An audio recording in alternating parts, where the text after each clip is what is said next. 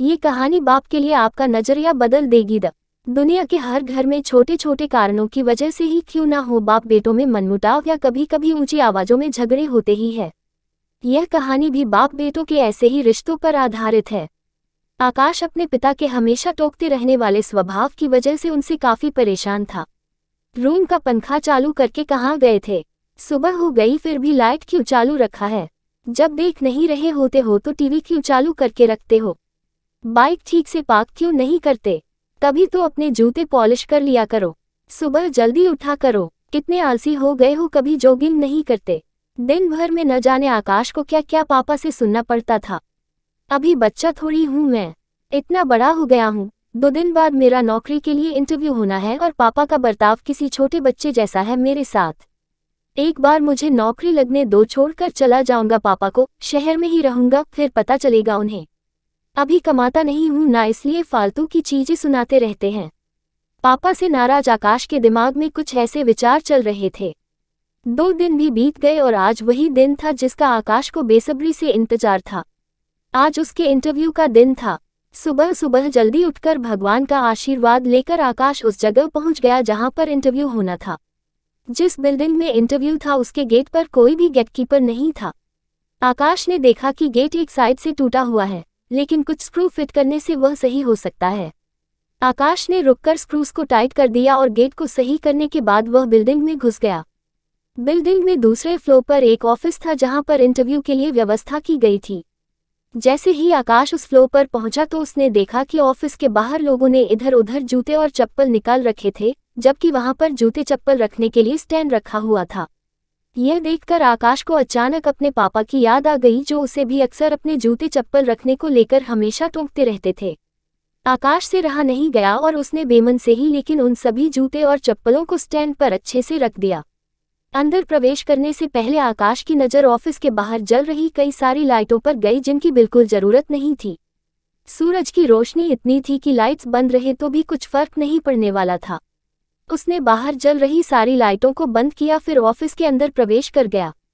आकाश ने देखा कि ऑफिस में 20-25 कुर्सियां रखी है, लेकिन आगे की 10 कुर्सियां को छोड़कर बाकी की कुर्सियां खाली है और उन कुर्सियों के ऊपर लगे 2 पंखे बेवजह ही चालू है। उसने फिर अपनी आदत के अनुसार दोनों पंखे बंद किए और बाकी फालतू पड़ी कुर्सियों को एक के अंदर एक रखकर साइड पर रख दिया और वहीं पर बैठकर अपना नंबर आने का इंतजार करने लगा। एक के बाद एक सभी कैंडिडेट्स का इंटरव्यू होने के बाद जब आकाश का नंबर आया तो वह थोड़ा सा नर्वस लेकिन निडर होकर इंटरव्यू लेने वाले के पास पहुंचा। इंटरव्यू लेने वाले ने उसे अपने पास रखी कुर्सी पर बैठने के लिए कहा और थोड़ी देर तक दोनों में कुछ भी बातचीत नहीं हुई। फिर इंटरव्यूअर ने आकाश से पूछा, तुम कल से नौकरी ज्वाइन कर सकते हो क्या? आकाश की कुछ समझ में नहीं आ रहा था कि यह उसके नौकरी पक्के होने की कंफर्मेशन है या फिर कोई ट्रिकी सवाल। बाद में इंटरव्यू लेने वाले जब सैलरी और क्या काम करना है ये बताया तब आकाश को यकीन हुआ कि उसकी जॉब पक्की हो गई है। आकाश बहुत खुश था लेकिन समझ नहीं पा रहा था कि न कोई सवाल ना एक्सपीरियंस के बारे में पूछा, फिर कैसे उसे जॉब के लिए फाइनल कर लिया गया।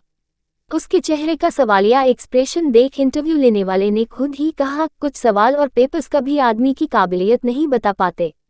हमने इस बिल्डिंग में प्रवेश करने से लेकर प्रतीक्षा कक्ष तक कुछ व्यवस्थाएं सेट करके रखी थी। वही आप सभी के लिए परीक्षा थी।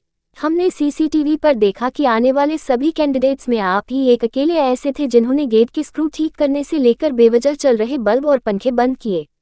ऐसा कर आपने अपना चीजों को यूटिलाइज करना और बचत तथा रिजेक्शन कम करने जैसे गुण दिखाए। आगे बढ़कर आपने बूट और चप्पल और कुर्सियां ठीक करके दिखा दिया कि आप अपने काम के लिए कितने वफादार हो सकते हैं और किस हद तक जा सकते हैं।